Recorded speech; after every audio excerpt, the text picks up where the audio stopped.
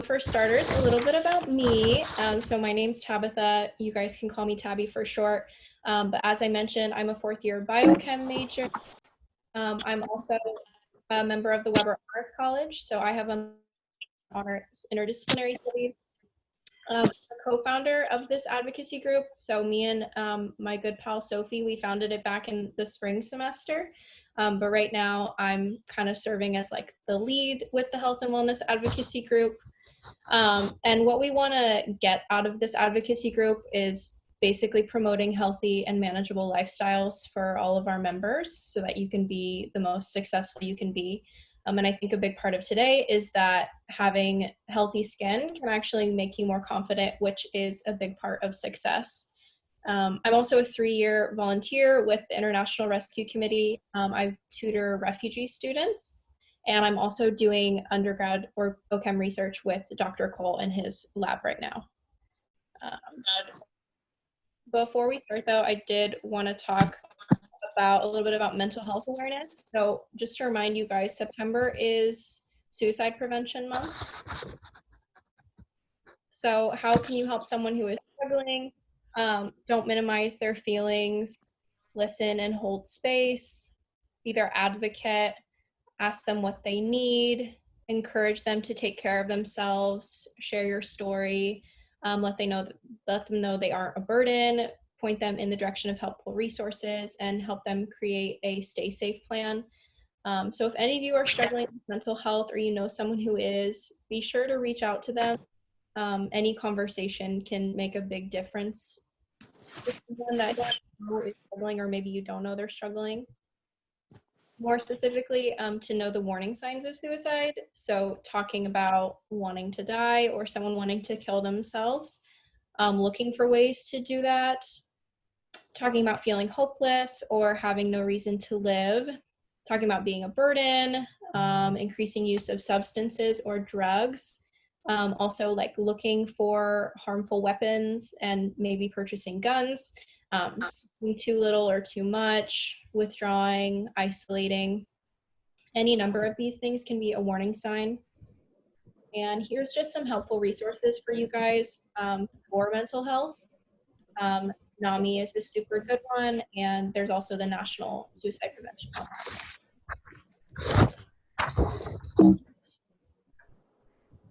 Okay, so what is your skin type? Most of you might be familiar with your skin type, but it is a very important thing. The general types, you can have dry skin, you can have oily skin, and you can also have combination skin, which is generally where you're oily in your T-zone and then dry on your cheeks. If you don't know your skin type, there's a ton of like super quick and easy YouTube videos. There's like those blotting papers that you can get at Sephora or anywhere, and you can actually like place them on your face and see which ones, like where you're secreting oil, and that can be a good test. There's more specific types like dehydrated skin, which is more of a skin condition. Technically, that's when your uppermost layer, the stratum corneum, lacks moisture. So it's visibly dry, but it also might be oily due to lack of moisture.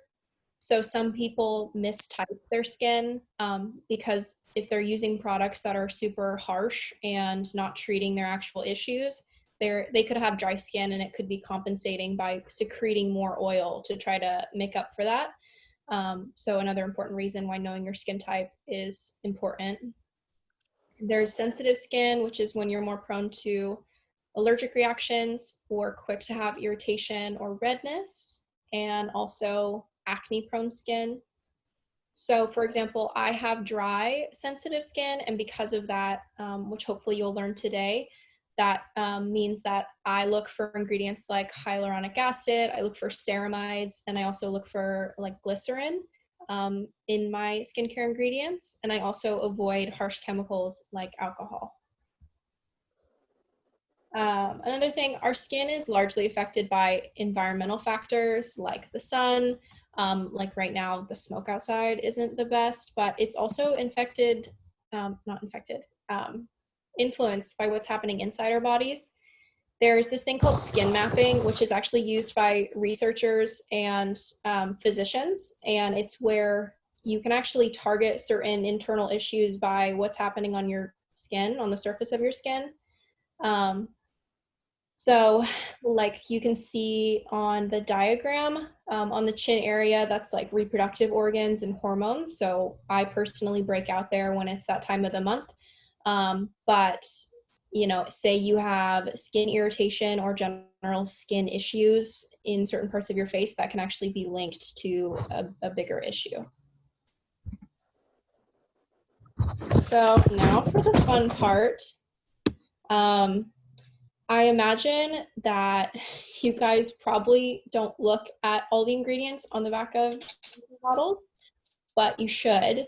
It's the same thing as looking at the ingredients on the back of food labels or, you know, on the back of like medicine. A few things that I can share that are helpful is that as far as the ingredient lists go, the one listed at the top is going to be the most like the highest amount or concentration in that product. And a big thing as well is if you go to the drugstore like Target and you see it says dermatologist recommended and you're like, oh my gosh, like this product is perfect for me. That's actually like, it's kind of messed up with the whole dermatologist approval stamp. The United States has really terrible regulations when it comes to chemicals in skincare and also in like drugs and whatnot, but that stamp of approval only needs to be signed off by one single dermatologist and they can get paid for it as well. So rather than like hundreds of collective dermatologists saying this is a great product, this is good for sensitive skin, it's sometimes biased. So that's just something to be mindful of. So number one, it's an ingredient called niacinamide. You guys might have heard of it, but why we choose it, it's a very stable form of vitamin B3 that can be used for most skin types, even sensitive skin, which is why it's such a rare ingredient because it can be used on pretty much every skin type. What it does, it delivers overall skin improvements, including the fading of dark spots and the smoothing of skin texture. As a molecule, a big reason it's so good universally is because it's a non-acidic molecule. And moving on, so it's good for a number of skin concerns. You can see here, you know, again, hyperpigmentation, redness, to weaken skin barrier. A big thing about this ingredient is it's water soluble, and it also has a pH of, I think, like between 5 and 7. pH is a really big thing with skincare, which most of us probably have never thought of. I mean, we learn about like the pH scale in Gen Chem, but it actually also applies to your skin. So the natural pH of our skin is between 4.5 and 5.5, which surprises a lot of people because that's actually, our skin is more acidic. And fun fact, biologically, men have more acidic skin than women. I don't know why, but that's just a fun fact. So moving on to get into the details. So vitamin B3, when we find that in food and supplements, it's known as vitamin B3 or niacin. But when we find it in skincare, it's known as niacinamide or nicotinamide. Those are both ingredients you might find on the back of a skincare bottle. And niacin is what helps change carbohydrates into the fuel our body needs.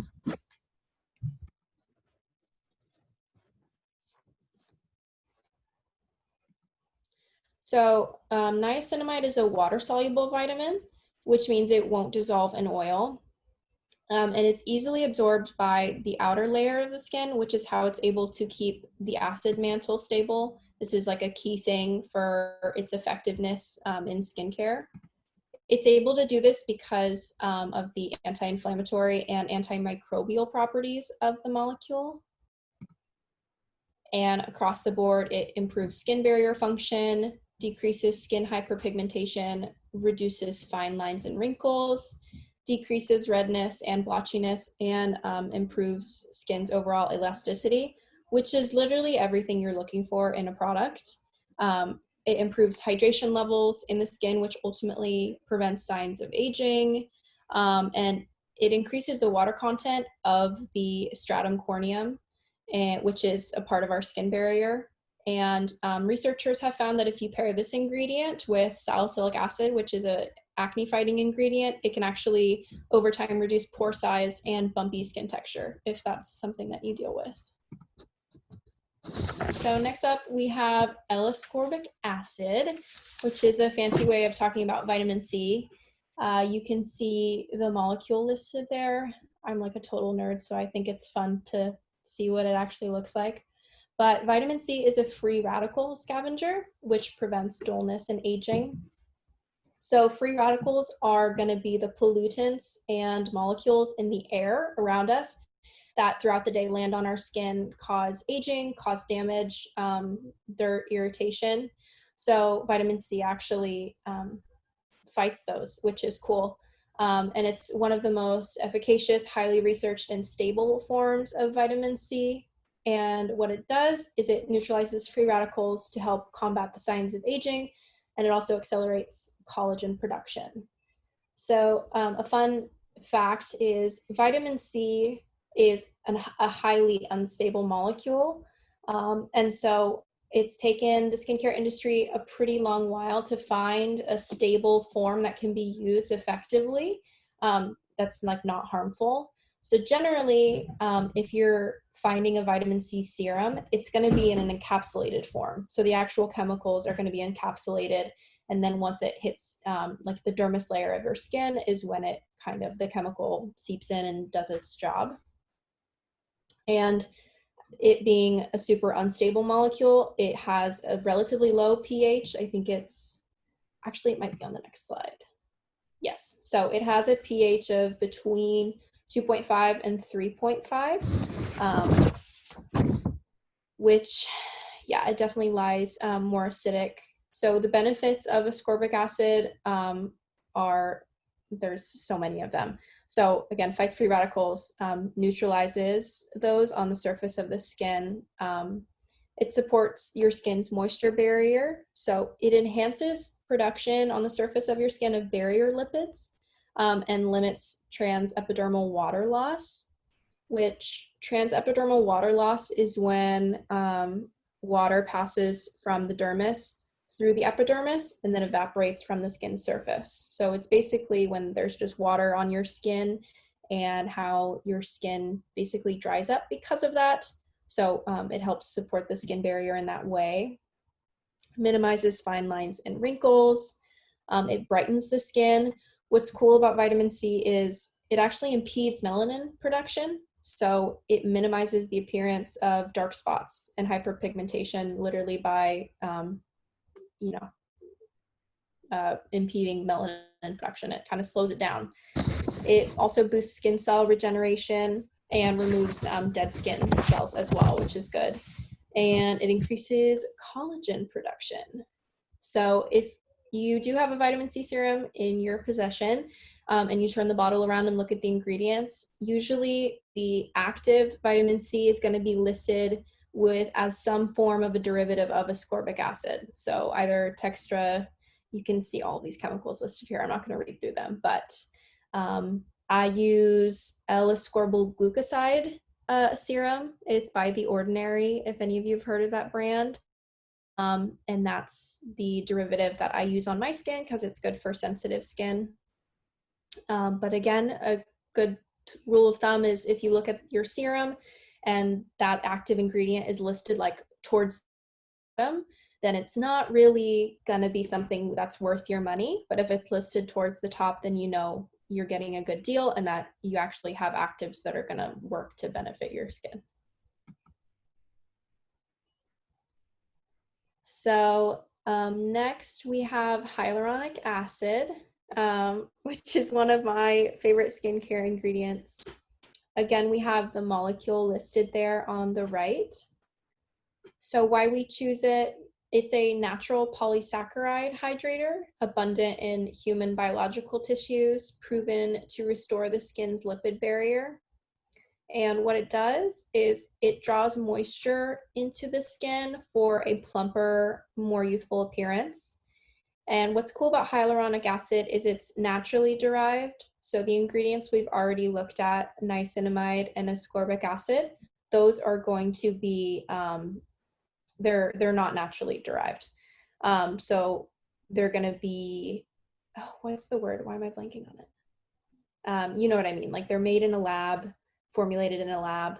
But hyaluronic acid, we get that from sugar actually. So we pull the molecule from sugar, and then it gets, manipulated and then turned into a serum. And my favorite thing about hyaluronic acid and why it's so good at, like, it's really good at hydrating the skin is it can hold 1,000 times its weight in water as a molecule. So, it grabs onto a bunch of water molecules, and when it's on the surface of your skin, that's actually how it helps improve your skin barrier and hydrate your skin.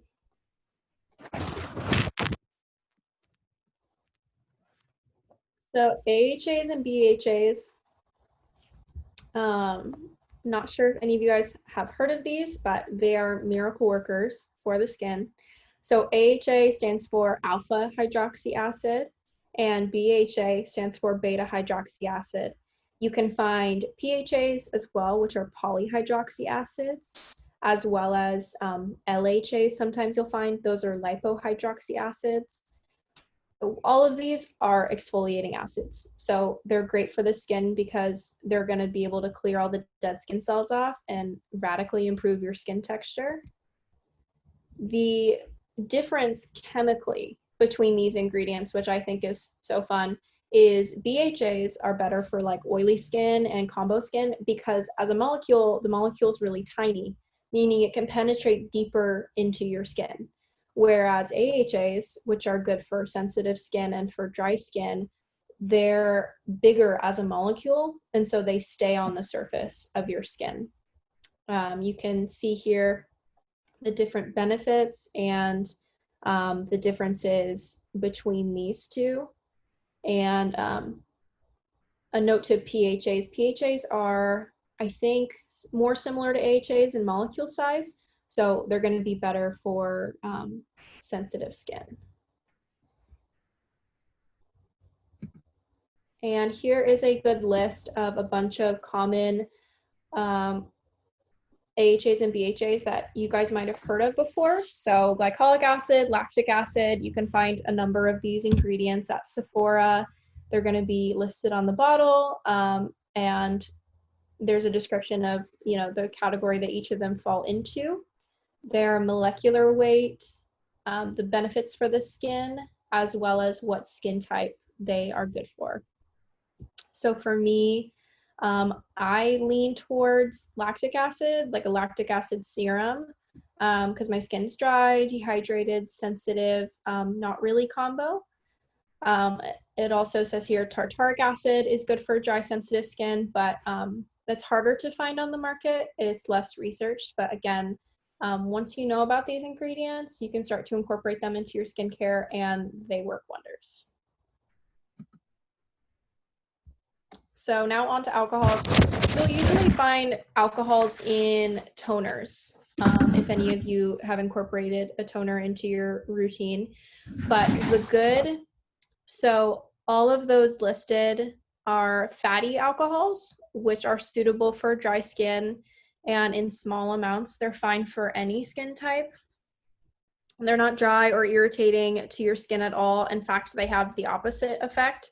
So they act as emollients, which protect your skin and help to keep the moisture in. And the bad is all of the ingredients listed on the right, especially if these are listed among the first 5 ingredients. Without question, they're going to aggravate and be cruel to your skin. And that's regardless of what your skin type is, even if you do have normal skin. These volatile alcohols immediately degrease super oily skin, and they create a matte finish and they feel weightless. So it's easy to see their appeal, but short-term benefits end up with negative long-term consequences. And a lot of these ingredients can mask the oil of your skin, but they can cause premature aging. They can cause dehydration, a number of skincare problems. And unfortunately, you do find a lot of the bad alcohol ingredients in a lot of like clean and clear brand products. You can also find them in certain like Neutrogena products even though Neutrogena is a better skincare line than others. But yeah, so I could literally go on for like the next hour and talk to you guys about ingredients like retinol, ingredients like, you know, salicylic acid or benzoyl peroxide to treat acne. Again, I'm a super nerd when it comes to this stuff, and I spend a lot of my free time just learning about it because it's the industry that I want to get into. A lot of people have encouraged me to pursue dermatology because of this. But you know, I hope you guys have learned a lot today. And if you do want to learn more about skincare, I would recommend YouTube is a great place. It's where I've learned a lot of my information. Beauty Within, you can see that on the left. It's these two girls, and they're super knowledgeable about the chemistry behind the skincare. And they have a ton of informational videos on specifics in your skincare routine, like cleansers, and then more specifically like moisturizers and actives in your skincare. Skincare by Hiram, he is also a YouTuber, but he also makes TikToks, which are super addicting to watch and super helpful. James Walsh is also great. He's into skincare, and he's a Brit, I think. Yeah, he's British. And then Mixed Makeup as well. In fact, the owner of Mixed Makeup, she recently opened her own skincare brand, which I'll show you guys. Just some recommended brands or products that I would recommend to you guys. So the second one listed there, Naturium, that was the brand created recently by the Mixed Makeup account, and it's very affordable. All of their products are under $20, I think. Paula's Choice is a great skincare brand. They have a lot of solid chemistry in there. Dermalogica is actually certified by dermatologists, so you're not, you know, you're getting a good product there. CeraVe, you can find at Target and at the drugstore. Usually they're clean ingredients at a great price. Dermstore is a great online resource if you want to look into more into skincare. Good Molecules is a super cute vegan, like cruelty-free company, and they list on their boxes, they list all of like the chemicals and the molecules and explain it, and it's super fun. And their products are also affordable. Inky List, you might have seen at Sephora. What's cool about Inky List, again, super affordable, but the titles on all of the Inky List products, like you can see in the bottom right corner, they are all super crazy names, like polyglutamic acid. You would never know what that is, but it encourages you to, you know, read into the ingredient, see what it's good for, see how chemically it's actually engineered to help your skin. And then finally, Ulta MD, another one certified by dermatologists, and I personally use a lot of their products. So that is it for today. Do you guys have any questions for me? I think there's a lot of questions in the chat if you want to take a look and answer some of those. Oh, for sure. I'm like so new to like hosting a Zoom. Where is the chat box? Oh, I love this. Okay, yay.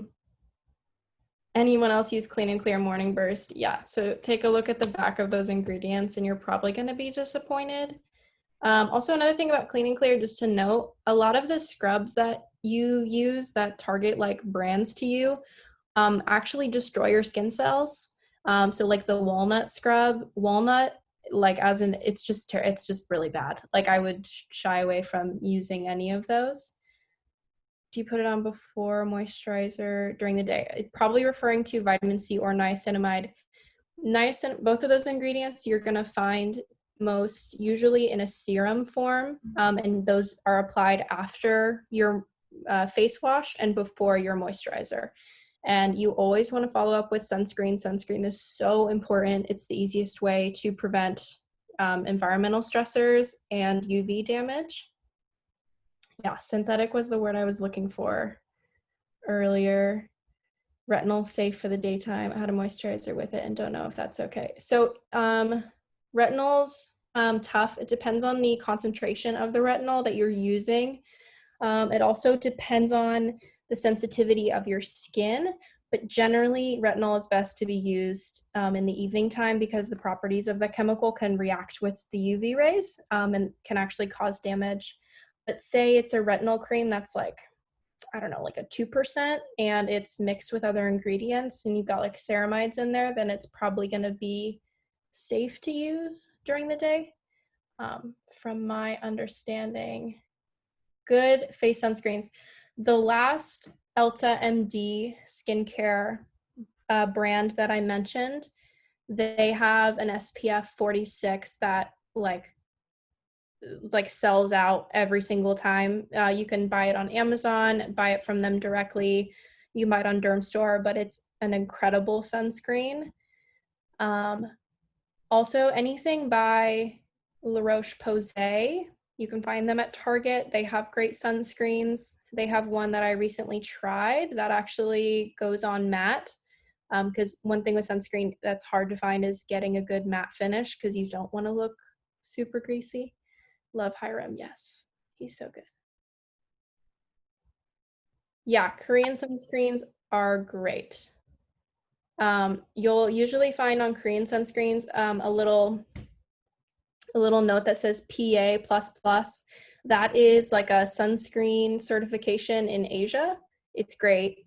If you see that, it just means like the sunscreen's even better for you and it's even more like researched and like authorized by professionals, basically, is what that means. I use Crave Beauty sunscreen. Yes, Crave Beauty's great. Supergoop is also great. Yes, La Roche-Posay is a good cleanser. Yeah, you guys like totally know what you're doing. I love this. So awesome. I think I got everyone's questions. Do you guys have anything else for me?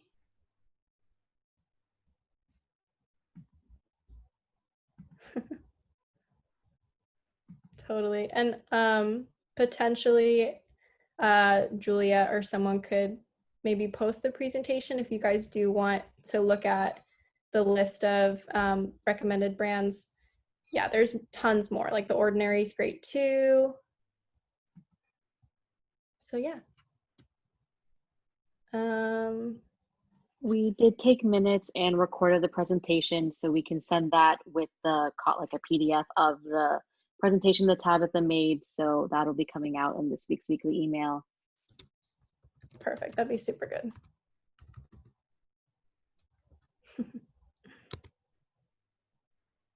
Okay, so yeah, if you guys don't have any more questions, I guess we can wrap up.